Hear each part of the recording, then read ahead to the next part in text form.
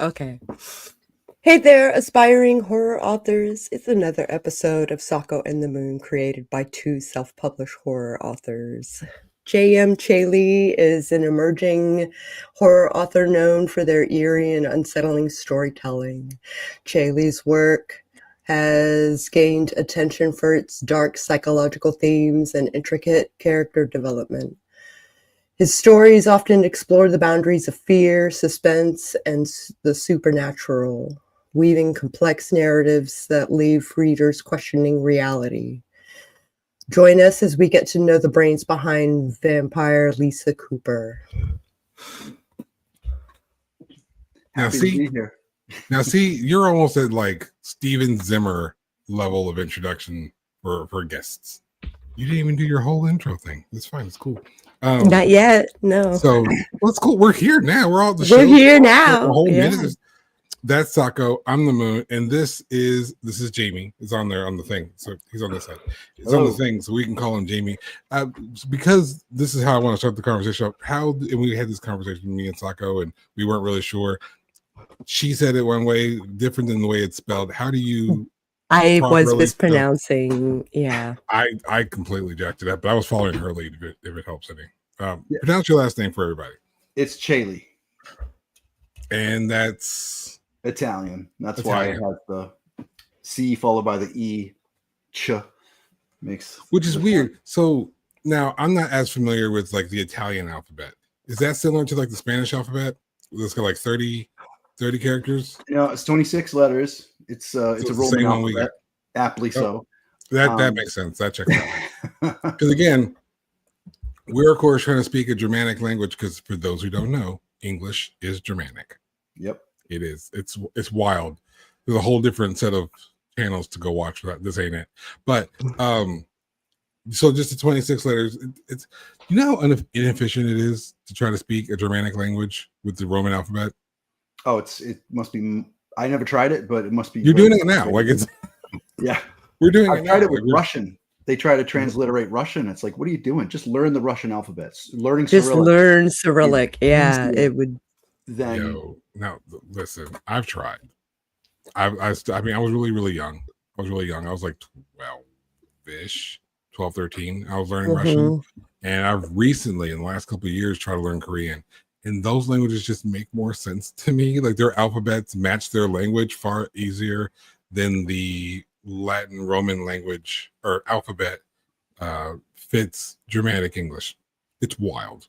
Their emperor, I think it was An Chang-ho, their emperor, the Korean emperor, wanted all the country to be literate. And before he invented that alphabet, the emperor did, everyone was reading and writing in Chinese. And the only very rich people were, wealthy and educated people were literate. And he came up with a very simple way, very phonetic, very phonetic, right? Very phonetic, made a lot of sense, and people were just picking it up easily. But if you try to Romanize it, it's it's terrible. Don't do that. It's so painful. So seriously, like if you go and just try to learn Korean, there's a couple of TikTok videos. Actually, it was a TikTok video that inspired me to learn Korean because he was like, "Listen, Korean's super easy to learn. Let me show you the vowels." I'm like, "Okay." It's like the words are structured very simple, just like this. I'm like, "Okay," and they're like, in the language is just pronounced like "bing bang boom." I'm like, "Well, son of a bitch, that is pretty easy." It's wild how simple that is compared to whatever the hell we're doing with English. Yeah, Japanese is somewhat similar. Once it's said that way, it's always said that way. Yeah, and the subject is inferred. Yeah, and it's really weird when you start getting the tonal languages where saying the same thing a different way has or three alphabets. Yeah. It's wild. It's so wild. If you love to write and you love speech, learn another language. If not fully learn the language, become familiar, generally speaking, with another language. It will expand how you look at characters, particularly characters that aren't like you in your work and in other people's works. Absolutely. Trust me. Go for it. I want to get an English dictionary. Are you familiar with English? English, no. English.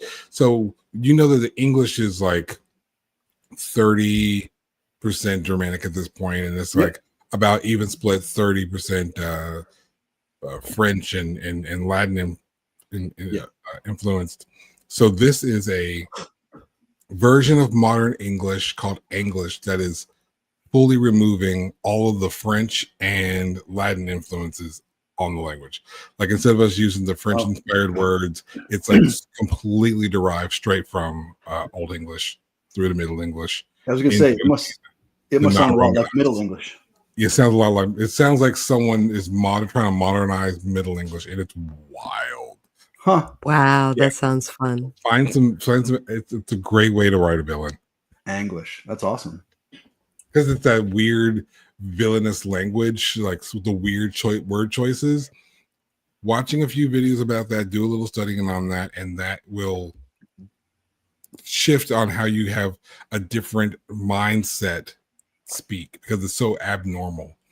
Now, with that in mind, leading into my only question really is, have you used any sort of similar tactics when trying to recreate your character, like changing the types of language used or the types of words or any kind of like weird language repetitions to differentiate your good characters, bad characters, things like Absolutely. that? So the vampires in my setting, the very first vampire in my setting was Irish. And a lot of the vernacular from the Irish language is used among vampires.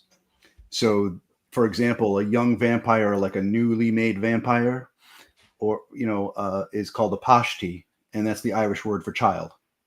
When you are no longer a pashti and you are allowed to get out from under your creator and live on your own as a vampire, on your own 2 feet, you achieve your abiach, and abiach is the Irish word for maturity. And so there's lots of Irish words mixed. Sounds very similar to like adolescence. It sounds like adolescence. Yeah, it could be in that direction. Yeah, that's fascinating. Why Irish? The reason, first of all, I was fascinated with Dracula. Bram Stoker's Irish, so I thought, let's start there and see what's going on. And then I found this old Irish legend, probably from the Middle Ages or maybe even the Bronze Age. I'm not sure how old the story is. This king named Abertach, and he was this wicked, horrible king, and he really abused his subjects, and the gods, who I'm assuming must have been the Tuatha Dé Danann, cursed him to drink blood and dine only on blood. And so he had all his subjects say, okay, well, everyone in the village, bring me your blood in little bowls and I'll drink your blood. And eventually the villagers got tired of this and they tried to kill him, but he kept rising from the dead. He kept coming back. And eventually the story goes is that they buried him upside down and put a boulder on his thing. But this is an Irish tale that's out there. And I thought, that's my guy. This is the first vampire. Way back in the Bronze Age, whenever, with the old kings and stuff like that, when Ireland was not united, even like before, like the Ulster cycle and all this stuff. I'm like, that's where I wanted to start. That's a great origin story there. Yeah, I absolutely love that. It's one of those things, because of course this show is always been geared towards helping someone do what we do, right? To write and screenwrite and create and do whatever it is they're doing. It's such a great place to start. It's like a genuine story or lore or legend, and then building from that. That's fantastic. I love that story. I love that. Yeah, that's cool. Now all the real questions come from Sako. Now all the real questions. What inspired you to become a horror writer, and when did you first realize you wanted to explore this genre? I think I wanted to write about vampires is really what I wanted to do. And it's my love for vampires. So when I was a kid, I would watch, like the old Hammer films with Christopher Lee, and that was my first. I mean, I saw those films before I saw Bela Lugosi's Dracula or. Me too. Yeah. So, and my love for vampires only grew as more vampire fiction came around, when Interview with the Vampire came out, and and then before that it was Coppola's version of Dracula. Oh yeah. And so I just love vampires, and I had to, I had to tell the story that I wanted to tell in my own way. Yeah. What was it about vampires that really grabbed you in your youth? Why vampires? Like, what was it so? I don't even think I could answer that Yeah, one. you know, I think when I was a kid, I liked anything that was a monster. Like the idea of just something that was scary, but also cool at the same time. You know, like Creatures from the Black Lagoon was scary, but he was cool. You know, Frankenstein, The Mummy, Wolfman, take your pick, Godzilla, right? They were all cool. That's why we love monster movies. And I think as a kid, I was just like, that's awesome. Even though people were like dying in the movie, you're just like, yeah, but he's cool, you know? It's fine. It's fine. It's Yeah. good. Are there any specific themes or messages you aim to convey through your writing? I think if I had to pick something, I'm not a big theme guy. I don't really get all English lit like that typically. Oh, okay. But if I had to pick a theme, it would probably be humanity, because I think that's the theme that pops up most of all. You know, Lisa is more of a Louis than she is a Lestat or a Dracula, but it isn't. There's a lot of action in my books, so she definitely throws a beating when she has to. You know, she's nice until she's not. But with all the temptations of her curse, tempting her with more power and all the things that it can offer with more speed, more strength, it's her humanity is almost like a lighthouse in a storm, you know, that keeps her from drifting too far down that path where she could lose her soul. Do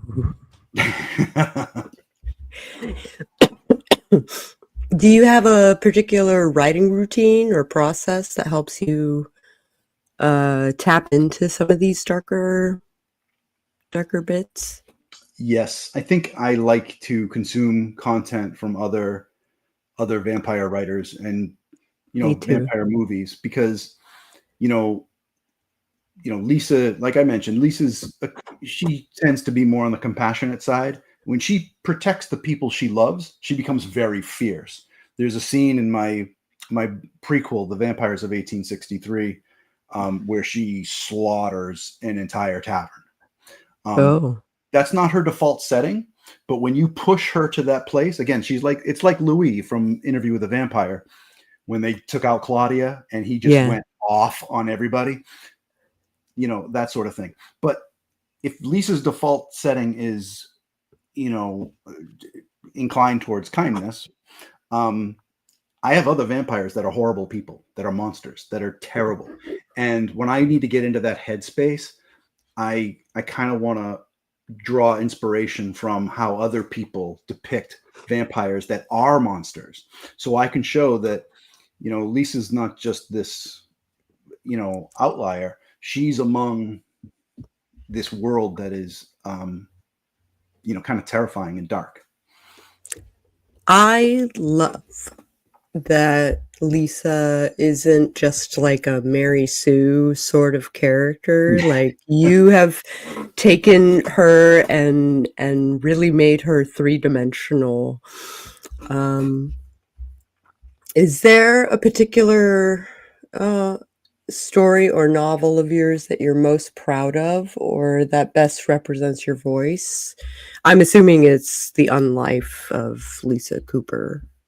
Yeah, I mean, I guess I'd have to pick my latest one, which is the second book in the Unlife of Lisa Cooper series, because that one, you talk about her not being a Mary Sue. I mean, she just goes through the ringer. The whole point of the book is that she's not strong enough to defeat this vampire lord who is a threat to the people that she loves. So she has a choice: either succumb to her curse and draw upon more strength and power and lose herself. Like, you know, losing yourself isn't only losing your like sense of being, it's also your skin begins to rot and pale and get gross and everything like that. So she's like, this is, you know, but she needs to find another way to gain some sort of power or some sort of means to defeat this guy. So in the second book, she goes to Ireland to seek out this power.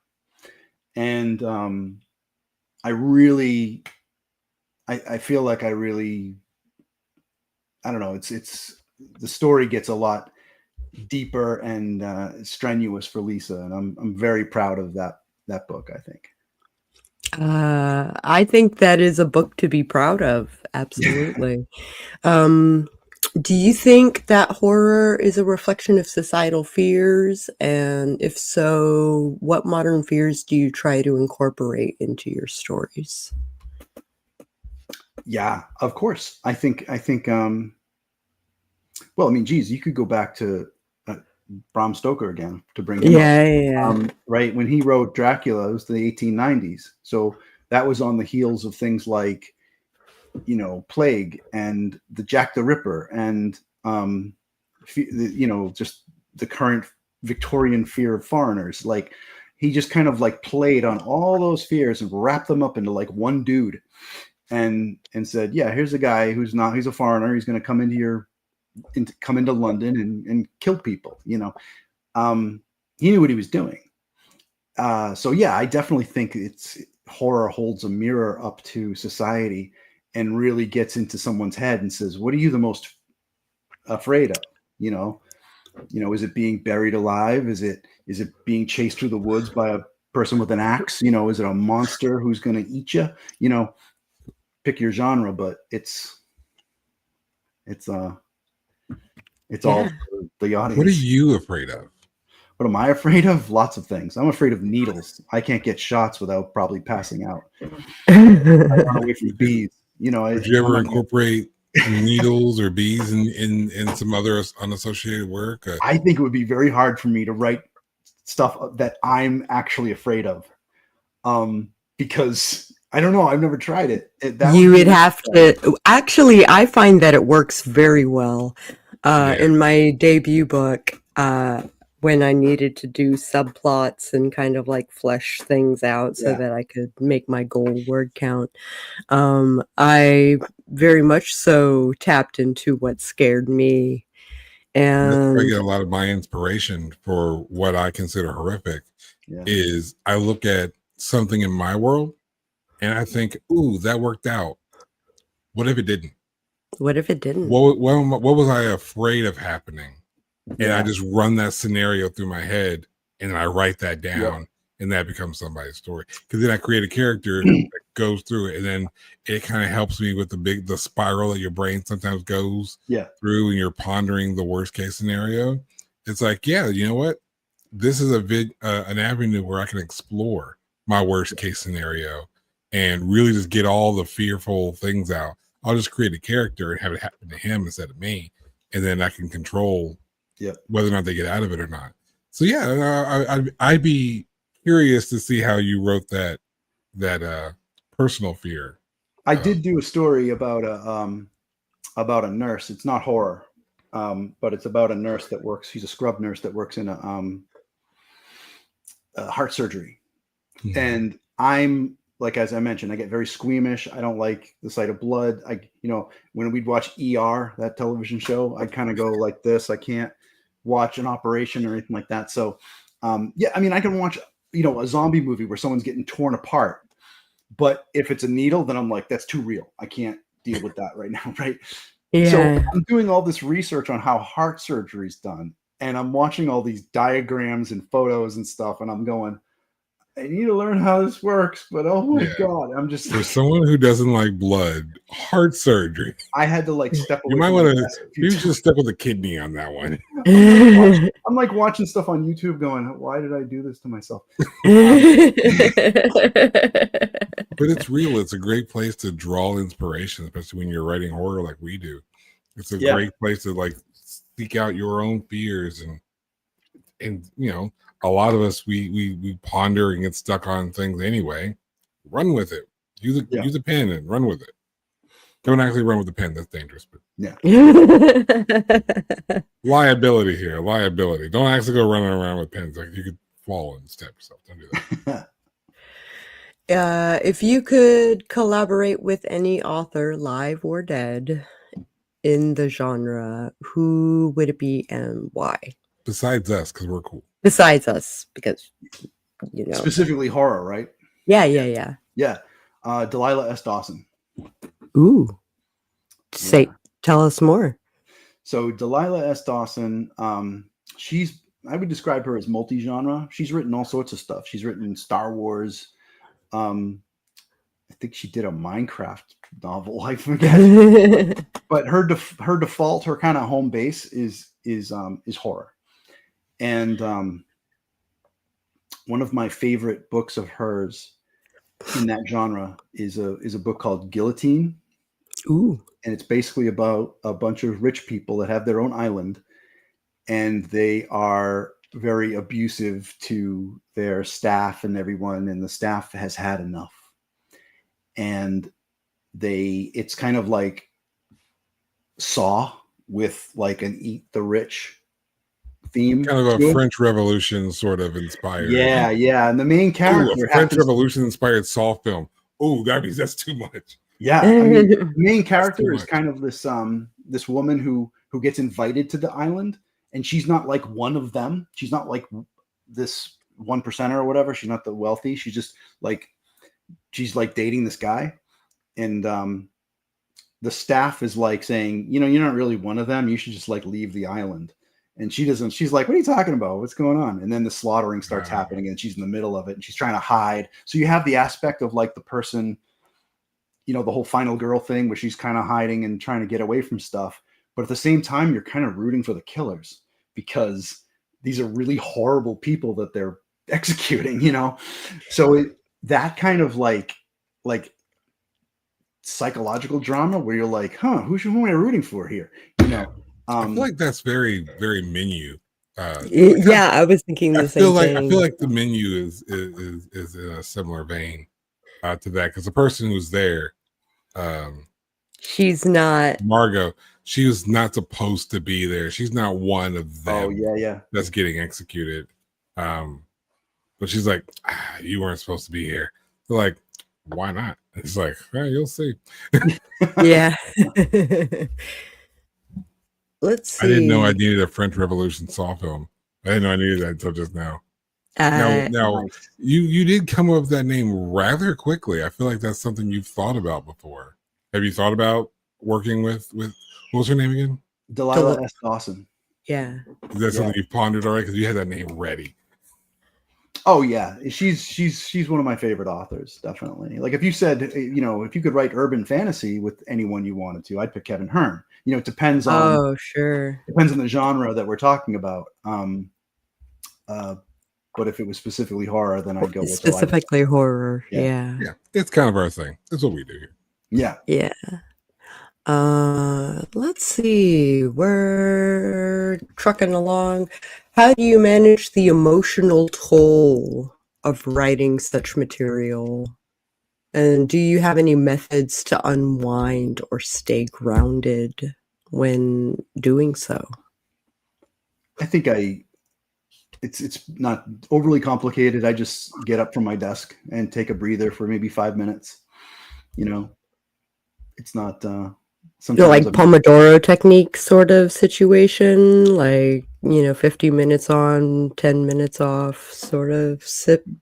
Yeah, I don't even know if I take it that long. I just kind of finish a scene, and if it hit me, and this isn't necessarily a dark scene all the time. It could be just something that's very emotional. Yeah, where I'm just like, whoo, and I just kind of step away and kind of like, okay, let me get level set a little bit because I got to write the next scene, which is a completely different mood, Yeah. In that headspace, again. So yeah, I just step away from the keyboard for a few minutes, maybe get something to eat. Self-care. Yeah. It's very tough. It's very tough for horror writers to go into those dark spaces and then come back out, because that can be very tricky for some writers. I think some people actually stay away from horror because of that. Yeah. Write it anyway. It's cool. We're the cool kids.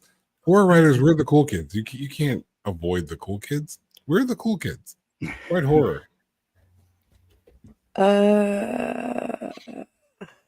What can readers expect from you next?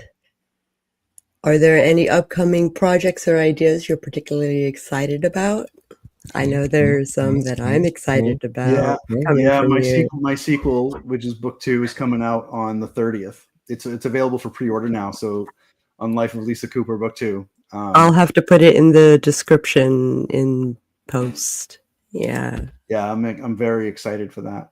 I'm also querying on a book. I can't really talk too much about it, but it's not horror. It's not horror. It's that nurse story. Cool. So I got a couple of irons on the fire, and then I'm writing something else. So it's, keeping busy.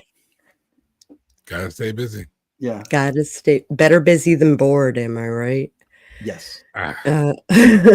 Sometimes we can get too busy. Like, I don't need an extra project. I am good right now on projects. I don't need an extra one. Right. What do you hope readers take away from your stories? Oh, wow. I think I want them to ask themselves what they would do in that situation. So like, are you a monster? Do you commiserate with her a little too much? I feel like Lisa is a reflection of what I would be like if I became a vampire. What are the choices I would make if I was in her situation and trying to do the right thing, or trying to punish people that are dangerous to people I care about. Mm-hmm. So if I can get a reader to kind of put themselves in that place, then I think that's a success. I want them to wonder, I want my main character to be relatable, but I want them to look at it and think, oh, what would I do in this situation? Yeah. Nice. How would you use power, kind of thing? Yeah. So what would you do? Or do we need to read The Unlife of Lisa Cooper to figure that out? I think it's I think it's the struggle. It's the, okay, I'm a vampire, so I do need to drink blood, and I do need to charm people, and I need to be fast enough and strong enough to survive among the supernatural world. But at what point have I gone too far? Where my skin where's your new line? Yeah, where my skin starts to pale and I forget who I used to be and all this kind of stuff. Like, where's that line? And that line is going to be different for everybody, I think.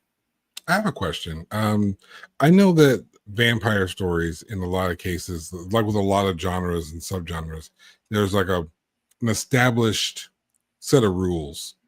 Yeah. What rules do you break? You mean like common tropes, like how vampires? Yeah. What rules do you break, and why? My vampires are very classic. They're the kind of the Dracula version, but I do break no garlic, no reflections. Yeah, so garlic doesn't do a thing for Lisa. It doesn't matter, or any vampire. That's not a thing.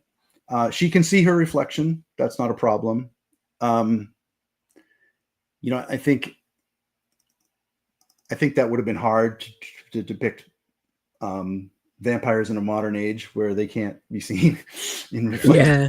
No selfies for you, Lisa Cooper. Yeah, exactly. Staking a vampire does not kill them. What it does is it takes away their power. So the blood, a vampire's heart still pumps because blood is power and blood is life. So you're still pumping this stolen blood through your system. You feed from someone else, and that blood is circulated through your entire body because your heart is still pumping. If you stake a vampire, the heart stops pumping and they lose their powers, right? They're not strong anymore. They don't have the charming gaze, none of that stuff. Now, a vampire could pull it back out again, and then that heart will heal on its own. But usually when you stake a vampire, you intend to hog tie them and leave them out for the sun or something like that. So yeah. So that's another deviation I did. And crosses don't matter but sunlight burns. Dead. Gotcha. Yeah. I love asking those kind of questions because one, again, I'm always thinking about the audience that we have here. We can exist in established spaces without following all the tropes and the rules that we have. You can still do the things and change things up to make your story unique or to fit your mold. And I like hearing other people tell that, so that when people watch our show, they can know, like, okay, if I want to write vampires, maybe they're allowed to be in the sun, or maybe they're allowed to sparkle. Vampires don't sparkle. They don't sparkle. I'm never gonna. That's one rule. No, they don't sparkle. But if I'm being fair and objective, that was something new, and I can't say I agree with breaking rules and then get mad at someone for breaking rules. Yeah. I appreciate you saying that, because Stephanie Meyer came up with a new way to do vampires, and I appreciate that she's thinking outside the box. Yes. I didn't like the execution, but I like that people are taking a monster and saying, well, how else can we do it? And that's exactly what it has to be. Yeah. We have to be honest. We can't keep doing the same thing over and over again. That gets stale. That just gets repetitive. We lose ourselves, and the genre dies. So we have to elevate things. We have to change things. And so, again, not a change that I enjoyed, but I respect the fact that she was like, I don't want to be a typical vampire like this, that, and the third. I'm making a change. So kudos. I respect her as far as that is concerned. Yeah. Yes. Kudos absolutely. Where it's deserved. Yeah. That felt funny. Okay, I'm good.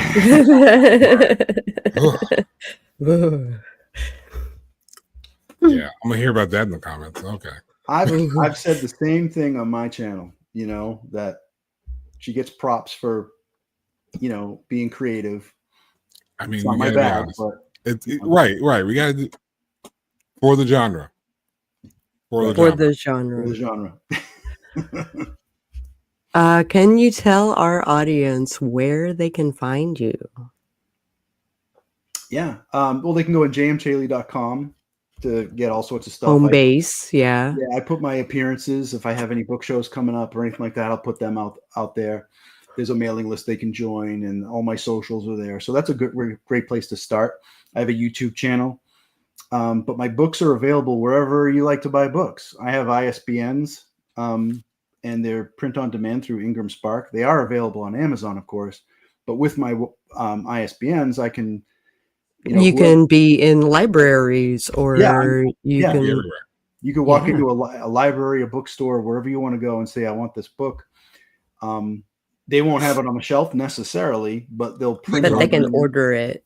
Exactly. Right. They'll print on demand. It'll be mailed right to your house. So, yeah. So remember that, people, that there are more than one way to independently publish. There's more than one way. Yeah. EDP is not everything. Maybe we should do like a whole episode on KDP, the pros and cons of more so, not to pick on KDP, but the options. Because we are telling everybody to explore the genre. We're telling everybody to write their stories. We're helping them with their formatting and their editing choices here on this wonderful show, Sako on the Moon, because you're loving it right now. So you should hit like and subscribe and do all the things. But we're not telling them what to do after that. So maybe we should, at some point, tell them what to do with the story when they're done. Yeah. Everyone wants to rush to KDP. Nothing wrong with KDP. I put my book out through KDP. It's fine. But there are other options.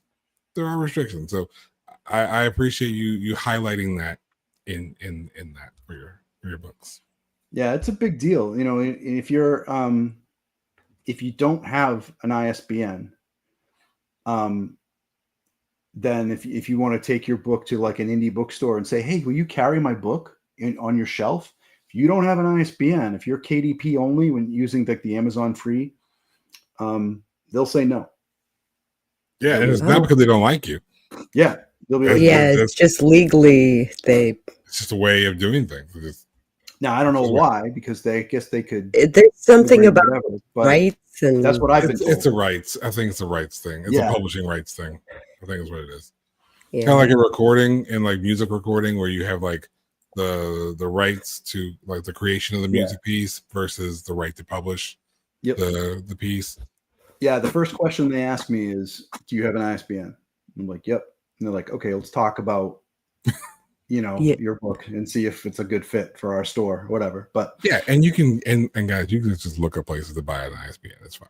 Like you just I need an ISBN, and then it's fine. Yeah, they're all. It's not hard. Don't let anyone convince you like, oh, you don't need to do that. Yeah, you do. Just go find one. Yep. Just go buy one. It's cool. They're not super expensive. You can buy them decently. It's fine. You can buy them in a pack. I heard Ren was talking about buy them in a pack. So if you know you're going to be putting out a whole book. Side note: any version of your book needs a new ISBN. Yep. Your ebook, your paperback, your hardback. There's 3 ISBNs. 3 ISBNs. Yeah. Buy the pack. Buy the pack. Because if you're going to do like a trilogy, that's 9 ISBNs. That's 9 ISBNs. It's 9. It's 9 numbers you need to buy. Buy a pack of 10. It's fine. Sell one to your buddy. It's cool. Like just use the other 9, sell one to your buddy. It's cool. Like it's it's fine. Okay. We teach everything here. We teach everything. It's giving me ideas for season 6. Yeah. That's what I do here. That's what I do. Good times. So when you do your appearances, are you just like on panels? Are you teaching people about vampiric lore? Are you just promoting your book? What do you do when you do appearances? Mostly book shows. Like I'll go to like an event and I have a table, and there's other authors there. And sometimes I'll do something that's just me, like that's if I have like a book release or something like that, and someone wants to put me up and say, "Oh, this guy's got a book," But most of the stuff I do are book shows, conventions, and things like that, where there's lots of authors, and I have a table among many. Do you like to get involved in like the whole panel thing, question answer, this business, essentially what we're doing now? Oh yeah, no, I love being on panels. Absolutely, because we get, especially if they get organic like this one is, where you kind of talk about all different kinds of things, because how it is, when you're a writer, there's a community of us, and we support each other and lift each other up. So yes, we do. I've progressed so far in my journey, and I want to share what I've learned with other people that may not have got to where I've gone, Right. And right. So I use my YouTube platform for that. And if I can be on a panel or be a guest on a show or something like that, then I'm all for it. I really enjoy doing stuff like this. What's on your YouTube channel? What's that? Like what all, if someone, when this show is over, after watching the show, if they wanted to go to your YouTube channel, which I'm sure you'll tell us what that is, what are they going to find on your YouTube, like right now? I talk about topics in fantasy fiction and publishing. So it's, I talk about, I might talk about tropes and stuff like that, but usually it's about, sometimes I do creature spotlights. I haven't done one of those in a while, where I talk about different monsters that usually don't appear in enough books, and they should, because they're cool. I do weapon spotlights. I do writer tips and stuff like that, and I did videos on publishing and stuff like that. So we talk about like getting your ISBN, getting your copyright, how to use Ingram Spark, how to use KDP, like all this kind of stuff. But yeah, it's usually just really topics in fantasy fiction and publishing. Those are my pillars, I think. So how will they find your YouTube channel? And then I need to know what creature isn't talked about enough. I want people to know where to go, because again, that's what this show is for. This show is for education. That's what we're trying to do. We're trying to build, help. Just like you said, those who didn't have the opportunities, provide that we had. We want to be those opportunities to help somebody else into the genre. Mm-hmm. So, you can follow us, like our podcast here, follow our channel, turn around and subscribe to his channel. Where can they find yours? What's it called? It's JM Celi. Right on YouTube. Just do a search on JM Celi. You'll find me. Just like I said, right here on the thing right there. So what's this creature that doesn't get enough attention? Well, I've spotlighted a bunch of them. Give me one. So they know what they're looking for when they go to the channel. Give me one. One of them is a puckwudgie. I'm sorry. One more time. A what? A Puckwudgie. I feel like that's something when your bully pulls your underwear out behind you before you get your swirly. Like, what is that creature? Yeah, work with me here. So what is that?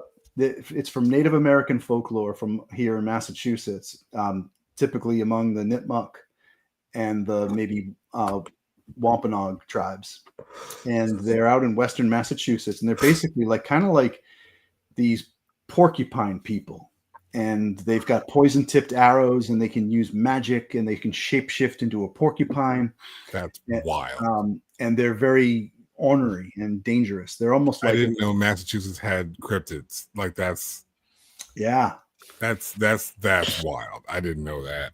Yeah.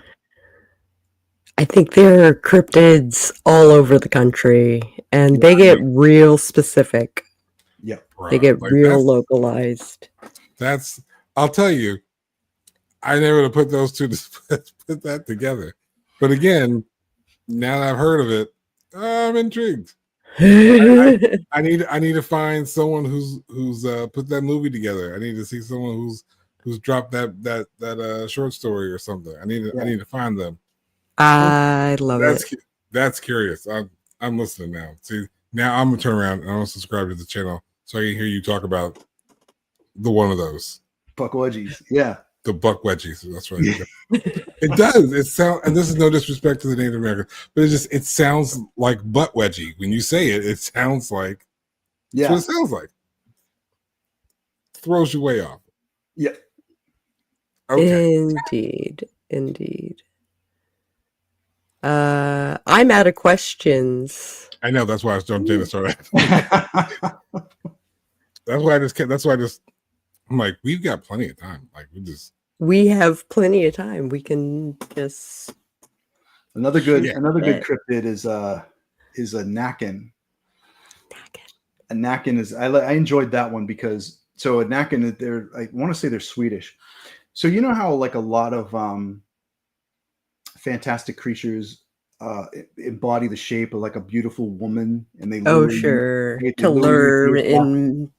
Like a siren. Kind of like a siren. Yeah, like you can come up with all different kinds of examples of like hot girls that kill you, right? Because they're just luring you to your death. Yeah, that's dating advice, people. That's dating advice. That's so true. Totally worth it at first, but a Nakin is a hot dude. And he's in a lake, and he's like naked, and he's like, "Hey, come on!" So it's something for the ladies. Pool boy. Yeah, it's the cryptic pool boy. We get some equal opportunity seduction for however you want to drown. You know, it could be, it could be a Kelpie. You don't know, but it could be. I love Kelpies. Kelpies are fun. Yep. I'm writing down cryptic pool boy because that's just cryptic pool boy. That's accurate. That's just funny.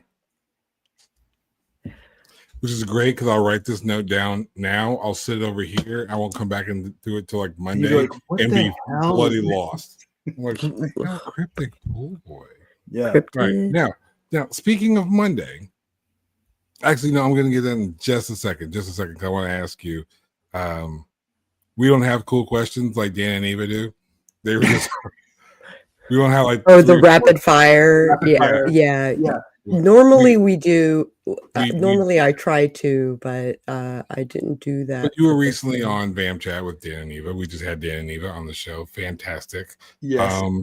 You know what? This is what I'm going to ask you because we have to do a part 2 to their episode because they suggested, what was it? Therapy of a Vampire? Is that what Therapy for a Vampire? Yeah. Have you seen this movie? No, but they've talked about it before, and now it's on my list. Yo, let me tell you something. Go ahead and watch and if you guys want to join us too, you can watch the episode that we did where we did a movie review on Therapy for Vampire. Go ahead and watch it now. Not now. Wait till we're done. Watch it now because there's going to be a part 2. I challenged Dan because he gave us a suggestion. I challenged Dan like during the review. I'm like, no. I need to talk to you about this movie. Come at me. He messaged me. He messaged me. It's like, Not only do I have something to say, my wife's got something to say. So I'll start this fight. It's fantastic. There is a cool movie though, called Bit, B-I-T. It's like a group of young adult women who are vampires, and they have to do some vampire fighting stuff. Somebody gets converted, and it's a crazy little thing, like where this girl's like trying to deal with the fact that she's becoming a vampire, and then she's dealing with this clique. What I love about that movie is the fact that like the lead vampire chick is wearing white. How badass do you have to be a bloodsucker wearing white? Yeah, I love it. I was doing these movie commentaries on Bluesky, and I was like watching it and commentating on it live. So that's not the movie we're going to watch, but we do like to turn to our guests to suggest a movie, and I want to make sure I hear from you the same suggestion Sako gave me earlier. So, what movie do you want us to review on Monday? My pick was Bad Moon, which I love the title. Yeah. So generally speaking, without giving too much away, what's Bad Moon about? It's a werewolf movie. One would assume. Yeah. And I forget the name of the actress, Miriam. Oh God, I'm gonna blank on her last name. It came out, I want to say the early 90s, maybe late 80s. 96. Yeah. 96. Oh, mid 90s. Okay. That's a crazy time for horror in general. Yeah. But it was so well done. It reminded me of like it was like great werewolf special effects for its time. And I don't know if I think it's held up pretty well too. Kind of like The Howling, for its time, it looked really good, and I remember seeing that werewolf and I was like, oh my God. And it was like, for me, it was like classic werewolf, not wolf man, like with the legs like turned back and everything, like, which that's my favorite kind of like bestial werewolf. So it's basically like, I don't want to spoil it because I don't know that don't spoil it, because now mind you, I'm not going to spoil it. I haven't seen it. Yeah. So I love when we get suggestions from our guests. And I get to watch it for the very, very, very first time. I like to watch a movie at least twice so I can watch it like raw and then watch it again, and kind of break it down. And I love doing that with movies I haven't seen before. I get to I've seen multiple Howling movies. I forget how many there were, but I've seen, of course, Silver Bullet, Werewolf of London, the classic Wolfman with Michael Landon, right? And then Teen Wolf with Michael J. Fox. Yeah, I love that movie. And the new one with newish one, the Wolfman with, was it Benicio del Toro? I forget. But this movie, Bad Moon, out of all the werewolf movies I've seen, is definitely like in my top 5. It's one of my favorite werewolf movies of all time. And it's definitely a genre that I adore very much. So I went hunting for it, and apparently it's available on Tubi. Oh, cool. Which is great. So if people want to watch it with us, then you got all weekend. You got all weekend. You go on Tubi, look up Bad Moon, and watch this movie with us. Not me. Bad Moon is not me. I'm a no, good you're a good moon. Good moon. That's right. Good moon most of the time. Most of the time. So yes, go after you liked and shared all of our stuff here. You're gonna go to his channel. Wait, this side. You're gonna go to his channel. You're gonna like and subscribe off his stuff's there, and then you're gonna turn around and you're gonna go to Tubi. It's free. It's free. Go to Tubi and you're gonna look up Bad Moon, and then you're gonna watch this movie, and then you're gonna come back to this channel because you didn't hit subscribe, so you can find us really easy. And you're gonna watch our movie review on Monday for Bad Moon. It's gonna be late. It's gonna be about this time And if you're not really sure if you're going to know when, there's a notification bell. You can hit the notification bell so you know when the show happens. Are you joining us on Monday, sir? Oh yeah, I definitely want to make it. Awesome. Yeah, because if we're gonna have a repeat of this therapy of the moon, therapy of a vampire thing, if I want to have this repeat, I'm gonna need you here, sir. Okay. I'm gonna need you here. Okay. So Monday at 6, we're gonna review Bad Moon at the recommendation of JM Celi. And let's see, if you are curious as to events and finding Jamie on the interwebs or in person, you can go to his website, jmceli.com? Question mark? .com. Awesome. Do you have anything coming up, like immediately, that you can share with the people? Yeah, I'm going to be at Granite State Comic Con Ooh. weekend after next, the 20th, the 21st. I'll be in, and I think that's in Concord, New Hampshire. Oh, Okay. wow. Yeah, There you go. There you go. Granite State Comic Con. Yeah, that's my next one. All right. Do you got anything else you want to share with the people? No, I'm just really happy to be here. I'm stoked that you invited me. Thank you. And I hope they check out the Unlife of Lisa Cooper series. I had a great time writing it, and it's got, all the spooky vampire stuff with a lot of heart and action, adventure, and a very, very cool dog. You got 2 covers behind you. What's the other one? The Vampires of 1863 is, whoops, see, I'm doing it. The Vampires of 1863 is my prequel. Mm-hmm. And it takes place in 1863. It's when Lisa, it takes place when Lisa has only been a vampire for 3 years, and she's not very good at it. She's still a pashti, which is a child, and she's under the wing of her creator. And she stumbles upon a murder of another vampire. Ooh. And she's thrust into this plot between vampires and Fey lords for control of the New England territory. That's great. She's way in over her head. So we got to check out The Vampires of 1863. Follow that up and get that introduction. And then once we get that introduction together, we go to The Unlife of Lisa Cooper. And you got a sequel also. Is it called Book 2? Is it called The Unlife of Lisa Cooper Book 2?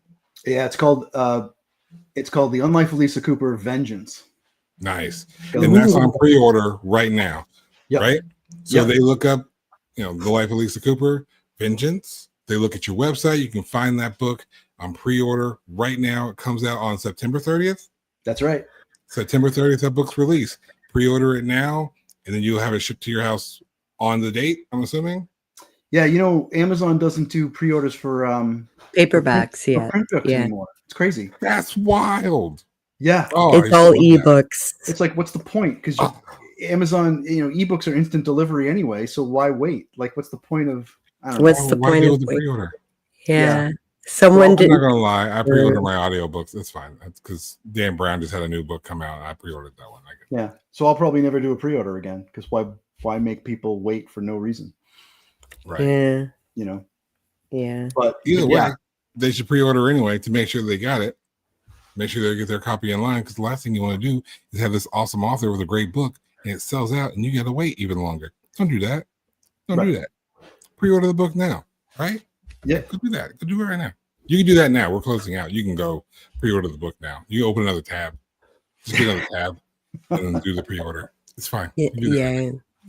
You don't have enough tabs open. Open your new one. And right. You should have only one tab open when our show is on anyway. It's just us. What else could you possibly be doing besides just watching us? Like what else?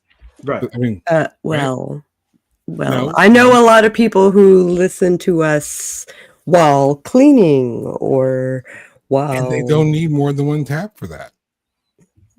That's a good point. Fair. That's valid. Got it. Okay, well, I'm Sako Toomey, and I hang out on Facebook and Bluesky, but if you Google Psycho Sako or Sako Toomey or even Cass Voigt, which is the synonym that I write horror under, you'll find all of my stuff. I have curtailed my Googledness quite diligently, and yeah. I didn't do that at all. I'm terrible with CEOs or SEOs or ABCs, whatever it is. I'm terrible with it. But I'm Dewan L. Hearn, more affectionately known as the Moon. That's what it says there. And do all the things. You can Vogue while looking at us. I don't know why you would, but you could. And you can find all of my stuff on my website, DewanLHearn.com. If you search for the Moon, you're going to find a whole bunch of space stuff. But if you search for Dewan L. Hearn, you're going to find me. Guarantee it. Excellent. And you can find JM Celi at jmceli.com. Yeah, if you just Google me, you'll find all sorts of stuff. You'll find my Facebook page and all my socials, and I have Google Tiles now, which I guess is a thing. I don't know what that is. Yeah, it's kind of weird if you search JM Celi and go to the one that says J.M. Celi, which I don't know why you need the dots, but suddenly you get all these like little tiles of like me. Oh, okay. It's fruity. I don't know why. So if you're going to redo the wall in your bathroom, I don't know why. But anyway, the short answer is if you just Google me, you'll find all my things. And my website is jmceli.com, and my events and books and videos and stuff are all right there. Awesome. There you go. Awesome. I think that's the show, Sako. Okay, folks, this is us wrapping up. If you like this video at any point, I encourage you to check out our last episode where we interviewed the hosts of the Vamp Chat podcast. Woo. Dan and Ava. We had a blast hanging out with them. It was a great episode. Yeah. So go back and watch that next to prepare you for other things that we do.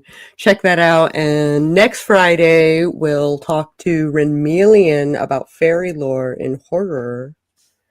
You guys remember Ren? She's been on the show before, right? She's been on the show before. Come yeah, back. You love that a bunch episode. of times. Come back. Of course, we're gonna be here on Monday. So don't forget the Monday show. We're gonna do a review of Bad Moon. Not me. I'm a good moon. We're gonna do a review of Bad Moon. And we got the man with him. This is the one who suggested it. He's going to be with us. So if it's crazy. He's going to be with us. It's crazy. He's going to hear about it. All right. And don't forget, Dan, I haven't forgot about you. I haven't forgot about you. You might want to ring the bell just to make sure you see when we go on the air. Yeah, because that might be like off schedule. So if you want to see me confront Dan Flefstead about therapy for a vampire, you're going to hit that notification bell, set it to all so that whenever it happens, you're ready for it. Yeah. It's coming though. We're going to figure that one out. Yeah. Until then, our doers of things, keep writing. Catch you later. That's what we do. Woo.